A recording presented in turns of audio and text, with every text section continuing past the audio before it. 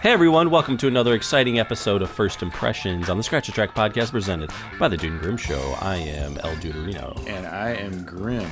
And today we are going to discuss our first impressions of Daddy's Home, the most recent release by St. Vincent. Ooh, who's your daddy? Who's your daddy? I mean, that's after I listened to it, I was kind of asking that question. I was like, I don't even know at this point. Well, and is he home? I think he is, and friend of the show, Forrest, sent us an article about this a while back, and apparently her father was in prison for a while, and so and I think this was like about or it just had some correlation with his release from prison, which is a really interesting title, but it's pretty awesome. Yeah, I guess he was released in 2019, and I would be curious. I'm sure we could do a little more deep dive, which I did not do, but we will do when we do the full scratch, because, Graham, I think the way you feel about this and the way I feel about this album just after the first listen is it's going to be very scratch-worthy because it's pretty badass. Oh, yeah. Really liked it. Once we do some more information, but I'd be interested to know like how long he was in prison and what he was in prison for. But, I know. So he should feel honored. I mean, she basically, hey, your home and your daughter, who's hugely successful, just basically dedicated an album to you. So congratulations, sir. Now, I haven't looked. After the first listen, I do plan on picking this one up on vinyl, no question. One thing to note is it would be the length that would fit on a single disc. Awesome. Which I like. And it was interesting because as I listened to it, I felt like the first part of it it felt longer to me, and the end felt a little shorter, which makes sense because there are some shorter bits throughout the album. Interludes. Yeah, but you see, I guess, more of that on the back end of it. But I enjoyed the whole thing. I thought it's a mixture of like this kind of like synth funk in parts, and it's real spacey and dreamy in other parts. Yes. Really thought it was a great record. And now, I didn't know what to expect. So I didn't listen, again, how everybody releases singles now and stuff. Everybody's released singles throughout the history of time. A lot of musicians that we've seen, though, are really starting to release almost half the album. I think she only released a few of the songs. Wasn't that right? Pay Your before Way this in, came out? Yeah, Pay Your Way in Pain was the first one, which I believe is definitely the lead single, which... It is... Dude. Yeah, like you weren't going to generate excitement with that one. I mean, that's just an awesome track. No questions asked. Let me tell you, I hadn't heard those songs, the video, anything that had been released. I had not listened to, and that was the first track I put on, and I was just like, okay, whoa, yeah, we're in store for something sort of different and special. I really didn't know absolutely where it was going to go from there and what to expect. I really loved. It was just, dude.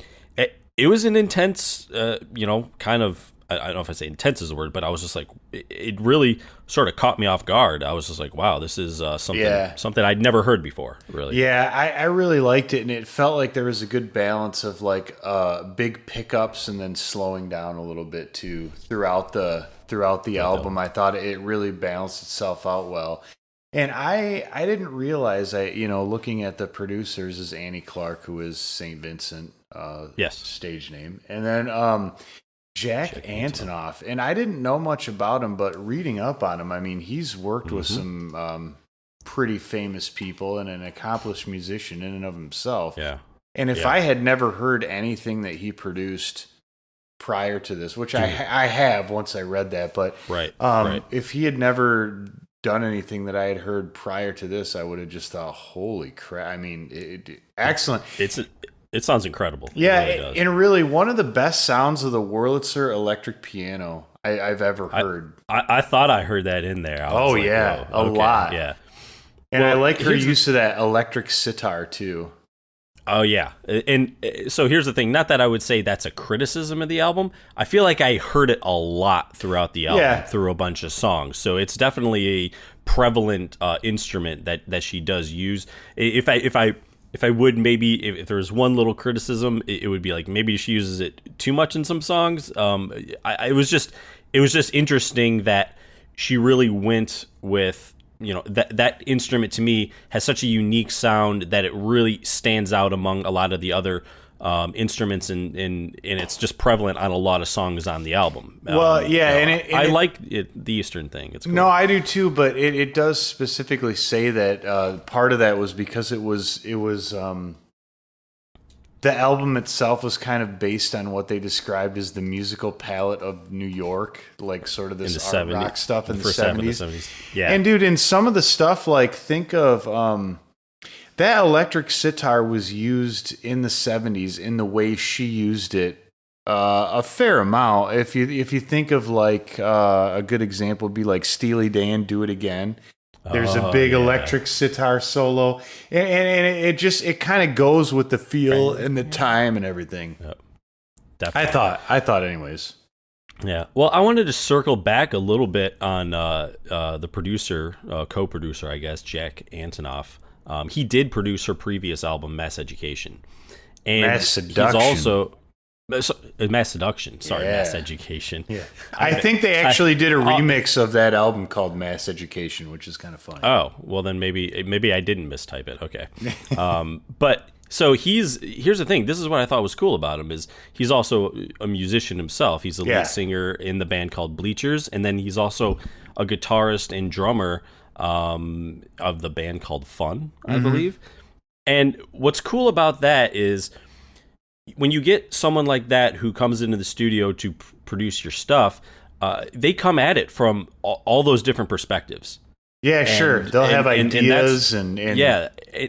And man, I just, the production of this, again, I hadn't really heard of him, but the production is amazing. And, he's worked with Taylor Swift, Lorde, Lana Del Rey, and your favorite band, Grimm, the Chicks.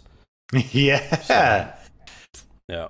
We'll just leave it there. Yeah, I know, and it's interesting because he's actually credited as a co-writer for 5 songs. A couple songs, album. Yeah. So which is really cool.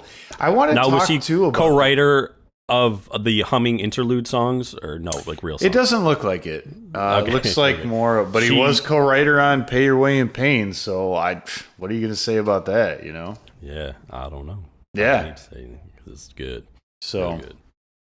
I so far with our weird setups, our traveling podcast is doing okay. It's not so bad, dude. We had to avert some crises, and it makes me think of a line from an upcoming album we're gonna do, which is Deltron 3030. Crises precipitate change. They most certainly do. It's the only constant thing in life. So speaking of change, dude, her look is like totally different than it's been in the past. When you look at the cover, it looks very like 1970s. To me, it looks like it could be the cover of a Quentin Tarantino movie. Totally, absolutely. Yeah, really. It's I like the cover as well. It was really good. And I've only listened to this, I think. I listened to the first half once, and then I listened to it once, pretty much all the way through again this morning. And for people who are listening in for the first time, this is not like a full-on review, full-on scratch, anything like that.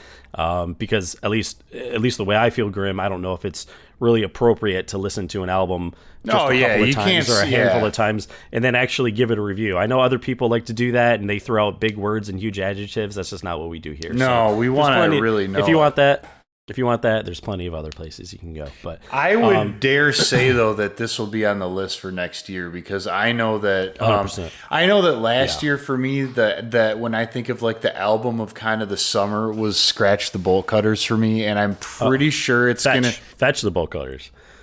You just said Scratch the Bolt Cutters. Well, we did scratch, which is the a pretty good, which we did. But I got a feeling that this year it's going to be this one, and I would argue the most recent release by the Black Keys, which we may also be talking about, which was fantastic. Who's to say? Right now, Grimm, this is already, and I haven't listened to a whole lot that has come out this year, but already this needs to be in consideration for Album of the Year. Oh, absolutely.